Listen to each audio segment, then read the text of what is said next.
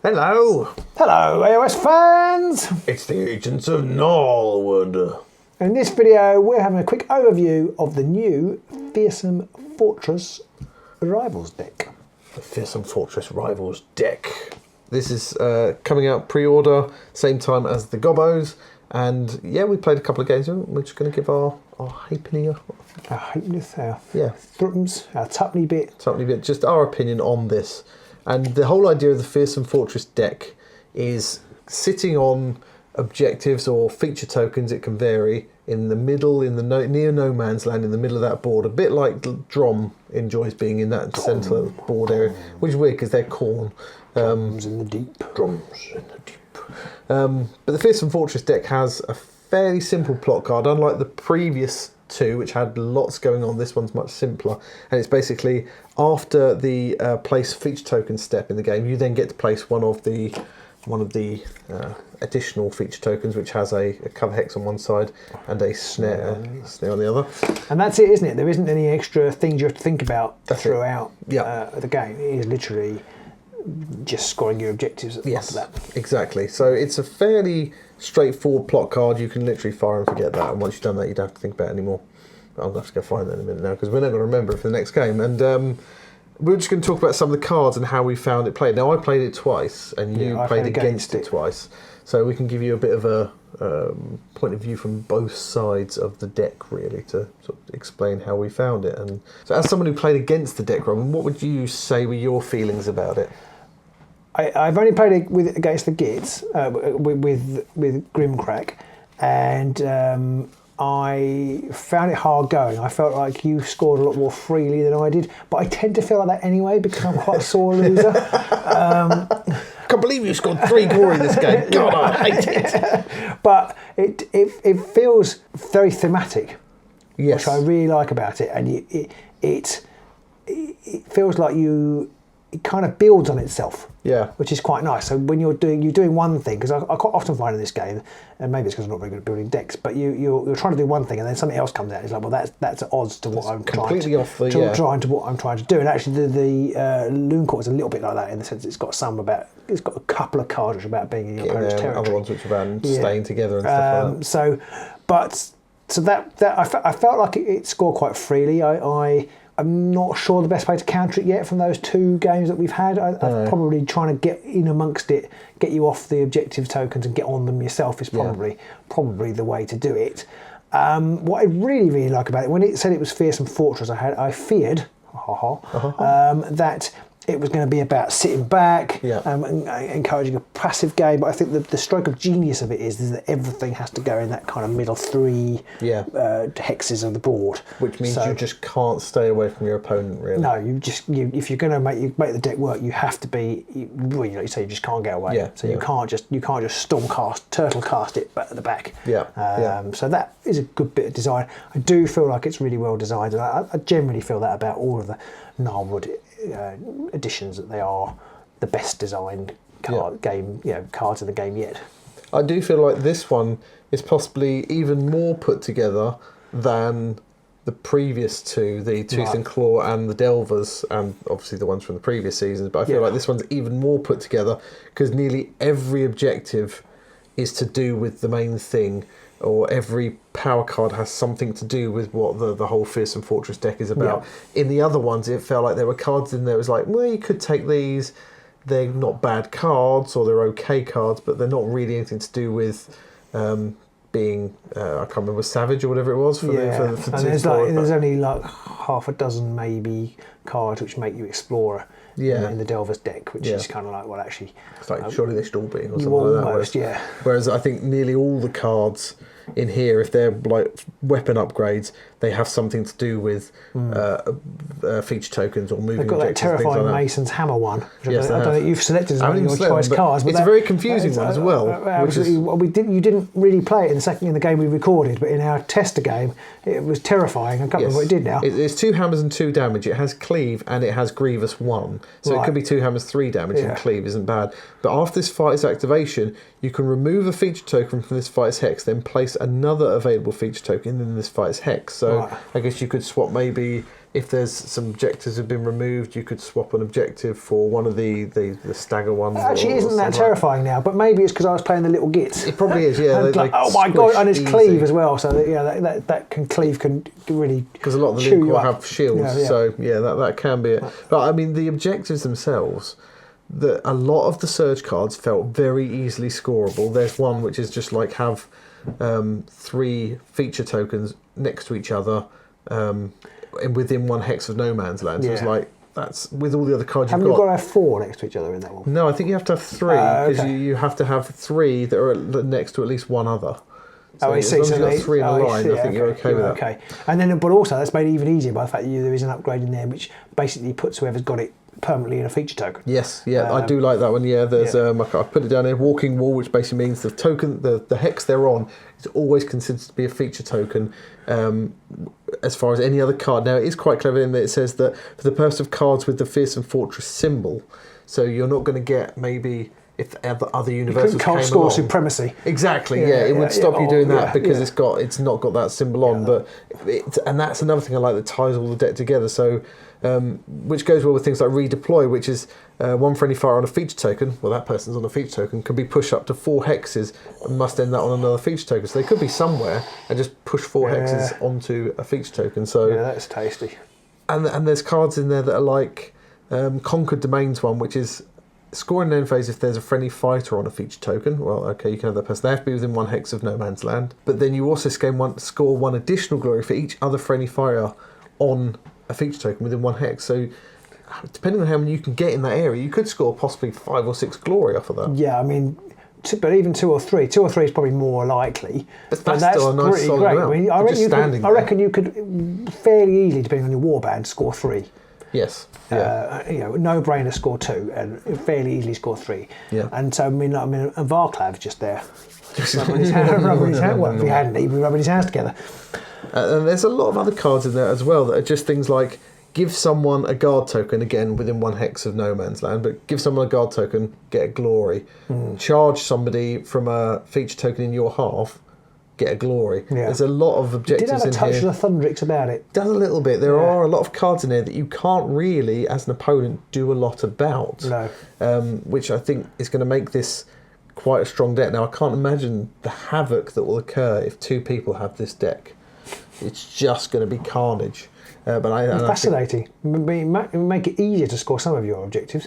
Yeah. Because you're much more likely to have like 3 together because everybody will be putting them in the Everyone's same place. just dump them all down in one place. Yeah. You will run into. It's interesting because in our games of Gnarlwood so far, I don't think we've plundered ever. No. Because nobody's really on a feature token. If they are, I don't care whether we pick one up and take it, really. Yeah. But if you were playing this and possibly Daring Delvers has some mechanics for putting feature tokens down, then suddenly feature tokens are going to become a scarce commodity, which is really good, I think, because I felt a little bit disappointed that kind of destroying objective seemed to have fallen by the wayside. It didn't really seem to be of any use. It's like, why would you do this? Because I mean, I know Hrothgorn had a few cards still that could and objectives that centred around it, but most people don't. Yeah. So it's quite nice that's come back as a thing. It's got a lot to do. It's got Underground Fortress, which is a bit like Supremacy, where you have to have 3 people on feature tokens. So they don't have to be objectives, but feature tokens. But 2 of them have to be next to each other. It's only 2 glory instead of 3 for Supremacy. But in some ways, it's easier to score, I think, because it can be a feature token, so it can be any of them. Don't have to be objectives. No. And it's got 1 stockpile, which I quite like, because you have to hold objectives to the number that add up to 6 or more. So suddenly it matters if you've got objectives 4 or 5 in your territory. Or anything that was a tasty score for you in one of our games. I was very jammy with that one, yeah. But overall, a lot of the cards as well, as I mentioned at the start, a lot of the cards work with this whole thing of being on feature tokens or objectives. There's Walking Wall, as we've discussed, which puts someone on a feature token all the time. There's Bold Engineer, which means that you can gain extra movement if you're not charging, and when you stop near a feature token, you can move that feature token onto your hex, so it helps you start to pull more of them together, that kind of thing. Yeah, that's quite cool. You have to say, you can't change the laws of physics when you play that one. There's some nice push ones in here. We've discussed redeploy. There's one which is take your positions, which enables you to push 2 people towards feature tokens, which again helps you just nudge people towards them. There's just a lot of cards in here that work really well with the whole getting on objectives. And if your opponent's getting canny and is starting to jump onto those objectives to stop you, there's things like determined push, which is after your attack action, you can then push the person forwards onto the hex or onto a feature So if you token push hex. them off, you can follow it up. Exactly. So nice. yeah, it's a bit like a follow-up move, Yeah. or if you just charge in, knock someone away, and then move onto an objective to stop them being able to just attack you without moving or something like that. So there's a lot going on that I think really helps, and there's cards which enable you to give people guard tokens when you activate, so when people are on those objectives they're not going to get knocked off because you can't be driven back. There's ones to give you extra defense, which is great because you want to stay there once you're there. There's one which enables you to there's a few which if you're on the objectives and someone charges you, you can stagger them or do a wound to them and things like that, which again it makes you, the opponent just think, I don't really want to charge you, but I've got to because I've got to get you off those tokens. So who do you think would play with them well in the Nemesis situation? I think you've got to have at least 5 or 6 fighters, I feel. Right, yeah. I mean, I thought they were going to be like maybe Stormcast, I mean, mentioned Turtlecast earlier, maybe they would be able to play with them, but I think having now seen you operate with them, you want body count, I think. You do, I think you probably do. But even if it's just for the Conquered Domain card. Yeah, just to go, I scored 1. Oh. Oh. Yeah. Yeah, I think you're going to want at least a 5 or 6 fighter warband. I mean, in the tester games I played with Gits. That's 9 fighters. And because of the way the squigs get placed, you can actually score some of the objectives. Yeah, straight away. That's quite sneaky. It is, very Gittish. Yeah, and it's quite interesting. I wonder whether Gits will get another resurgence because of that. Because they are, they did score quite a lot of that very quickly, and because you could. I can't remember. Could you put feature tokens under cards? Can't remember. But I just feel like whenever you moved anywhere, another feature token appeared, and you more were feature tokens everywhere. Yeah, I do think that your Thorns, your Reavers, I'd like to try them with the Stalkers. The Stalkers could possibly do quite well with it because they want to be getting on the tokens as well anyway. Yeah. Anybody that's got movement shenanigans. I think the Exiled Dead could be quite nice because you could just, if you can get 3 or 4 hexes together and you just get Dentelos in the middle there, then every time he does his everyone move or everyone attack, you can then bring somebody back as well, so you can keep dumping people onto those objectives. They could be quite nasty, but I think you want bodies, lots and lots of bodies. Bodies. And I think it's ironic, really, because the undead ones don't have them. They've got nobody to go with. So overall, this is possibly my favourite Rivals deck so far. I love the fact that it's not just a Tooth and Claw deck. I mean, I like the Tooth and Claw deck, but it's just like run in and punch people. There's not a lot of finesse there. This requires more thinkings. Yeah, I like the Delvers deck, but I'm terrible with it. I'm terrible with it, but I like it. I like the thought process behind it, unless I'm actually playing it, and then I hate it. Well, that's the thing with us, isn't it? The easier decks like Tooth and Claw, we sort of shy away from them because it's like, well, let's just run and punch people, and then you get some things like this, and the Delves deck's like, oh, that's just added another level of complexity that I now want to try and master and do terribly. The kind of benchmark, I guess, is I don't think this deck is as strong as Gnarl Spirit with Tooth and Claw. I'm not sure. I mean, it's hard to know with that. We haven't played a couple of games, but I feel like that just and probably a well designed Tooth and Claw deck would play absolute havoc with this because you would be smashing people left, right, and centre. It could do, yeah. It could. Although it's interesting because I think a lot of the Tooth and Claw ones you have to get into your opponent's half. Yeah. And if you've built a wall across it with a wall of fighters, a literal wall of bodies, that could actually be very tricky. You didn't ever do it in our 2 games ever. But I wonder whether whether the Fearsome Fortress should be offsetting. I did wonder that, and I do think that if your opponent thinks, oh, they're going for Fearsome Fortress, if you're playing a best of 3 and you know that that's coming, I don't know if offsetting's the best thing because you could possibly still get at least 2 hexes near no man's land, 1 in it and 1 in your side. And then you can start piling some more in with some of the power card or the ploys or the upgrades you got. And you just chuck bodies into that gap. Yeah, well, I wonder from your perspective whether you should be doing it. I can work it out. Especially with the Gits, because you could literally have a wall almost of 2 solid. Snurk. Just get with the squigs. And if I wanted to get through and I needed to score in your half, then it's going to be much unless I can fly, I basically can't do it. It's suddenly you've got to wade through a lot of bodies. Yeah. I do think, as with all these kind of standard objective decks, offense is the way to counter it. You just got to get in there and keep smashing faces. But depending on the way the cards come out, if your opponent's got a very movement shenanigan-y type deck, they could score a lot of glory early in the early rounds, and you could be playing catch-up after that you might not be able to actually catch up enough by the end of the game, even if you do manage to kill off a lot of people. The only downside to this deck is it does obviously telegraph what your intention's going to be, and wherever those objectives get placed, that's obviously going to be immediate hotspots for where you want to go.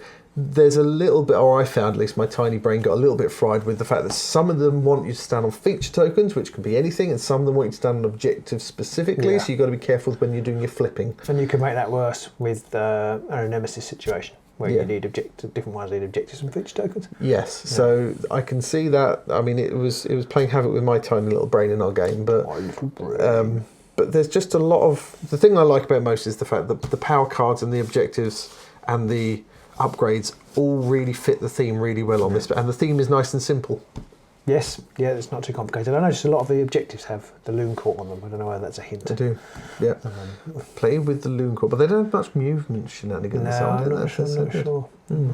So there you go. That's our quick summary of the Fearsome Fortress deck. If you do have any questions, do stick them in the comments below and ask away. Yep, I'm sure all the cards from both this and the Loon Court will be on Underworld's DB in the not too distant future, so you can check them all out there. Yep. And we will continue to make some battle reports. I think Pete and I might be fighting over who plays the Fearsome Fortress in the next few weeks. Yeah. It's definitely, I think, one of my favourites, as I said. So, don't forget to like, subscribe, all that good stuff, and ring that bell. And we'll see you soon in the Gnarlwood. Bye!